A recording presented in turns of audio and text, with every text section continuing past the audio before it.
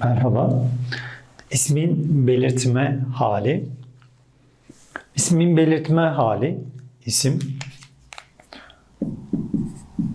isim, sonra belirtme hali ne olacak? I, U, Ü. Diyalog yazalım. Bu kim? Bu kim?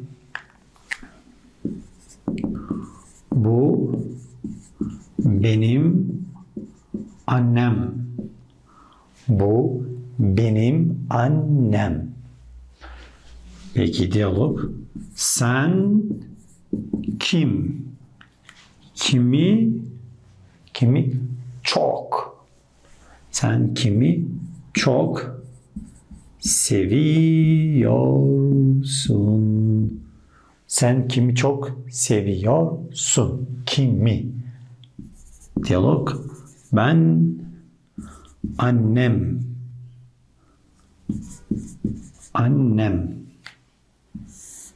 İsim kimi? Annemi çok seviyorum.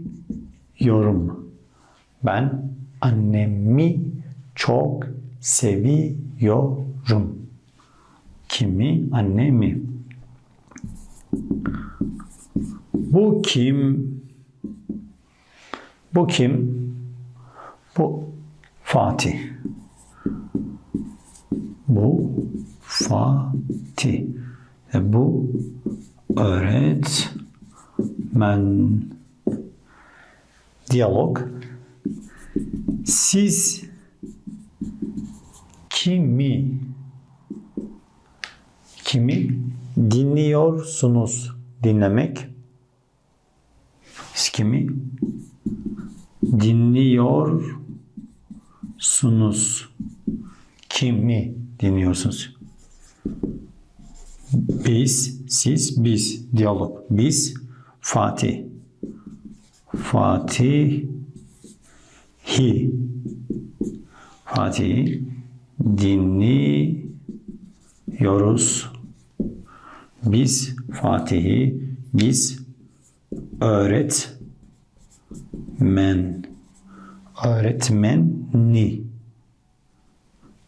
öğretmeni dinliyoruz. Kimi? Kim?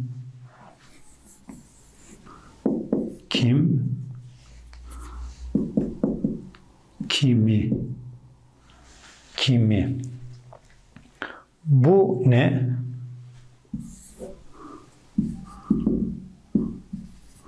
Bu ne? Bu kalem. Bu kalem. Öğretmen neyi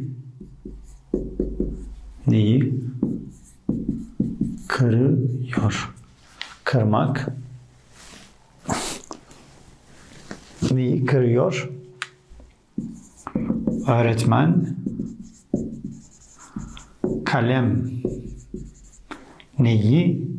Kalemi kırıyor. Kalemi kırıyor. Kalemi kırıyor.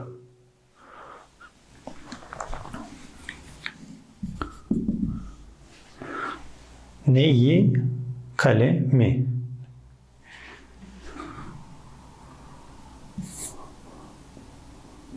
O neyi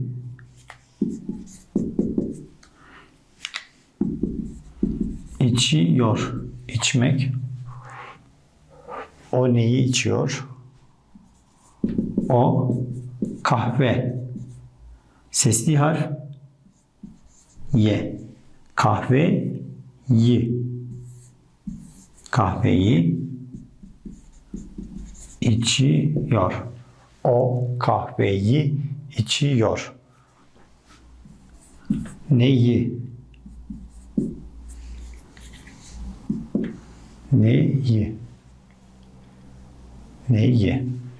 Şimdi kimi şahıs eklerini yapalım. Ben, sen, o. Biz, siz, onlar. Kim?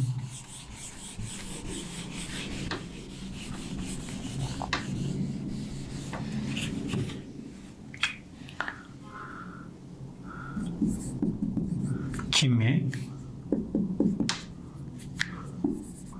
şahıs zamirleri ben, sen, o, biz, siz, onlar. Ben, beni, sen, seni, o, onu, biz, bizi, siz, sizi, onları, onları, beni. Diyalog. Siz beni dinliyorsunuz. Dinlemek. Siz beni dinliyorsunuz. Kimi? Beni. Beni. Ben seni çok seviyorum.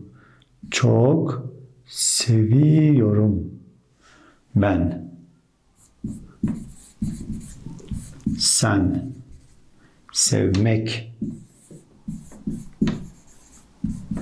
Sevmek. Evet, yani burada var kalp. Seviyorum. Evet. İsmin belirtme hali. İsim I, I, U, Ü. Mesela neyi bekliyor? Otobüsü. Mesela o durakta neyi bekliyor? Beklemek.